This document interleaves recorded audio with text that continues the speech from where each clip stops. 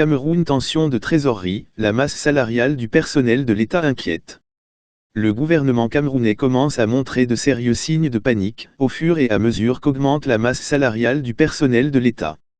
À fin août, son ratio de soutenabilité a ainsi culminé à 41,9%, dépassant largement la norme communautaire de 35%.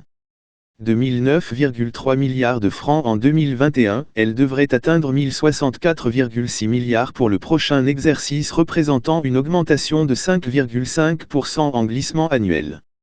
S'exprimant, voici quelques jours devant l'Assemblée nationale, le Premier ministre, Joseph Diongut, n'a pas caché l'aspect de moins en moins soutenable du niveau de la masse salariale dans la fonction publique.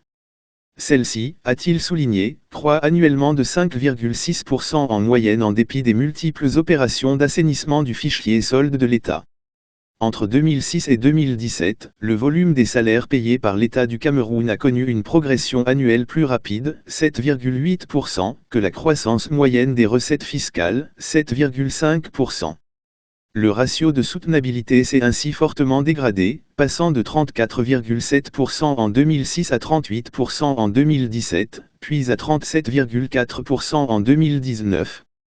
Le ratio de soutenabilité de la masse salariale, rappelle-t-on, est un indicateur mettant en relation la dépense globale des personnels de l'État et le volume des recettes fiscales mobilisées.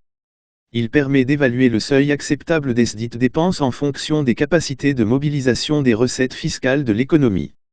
Alors qu'une baisse des recettes fiscales est inévitable du fait de la crise sanitaire liée au Covid-19, l'effectif des personnels recrutés par voie de concours spéciaux et non encore pris en solde a fortement augmenté en 2019 et au cours des 5 premiers mois de l'année 2020.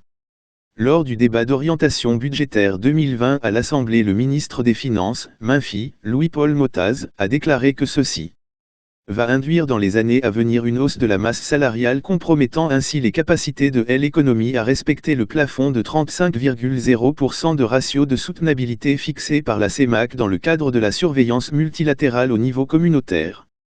Cette progression exponentielle de cette masse, indique-t-on dans les services compétents du Memphi, est la conséquence du niveau très élevé des recrutements au cours de la dernière décennie, sans commune mesure avec les départs à la retraite.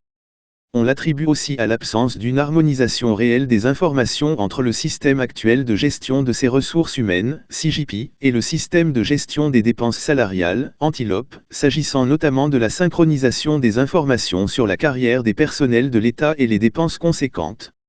Selon M. Motaz, ces dysfonctionnements conduisent inéluctablement à l'accumulation de la dette salariale des agents publics vis-à-vis de l'État.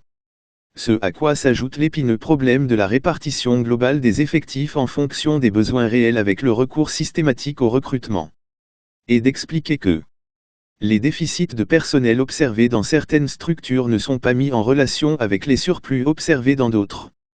La nécessité d'une vision d'allocation optimale des ressources humaines s'impose car le recours systématique au recrutement contribue à l'augmentation des dépenses salariales.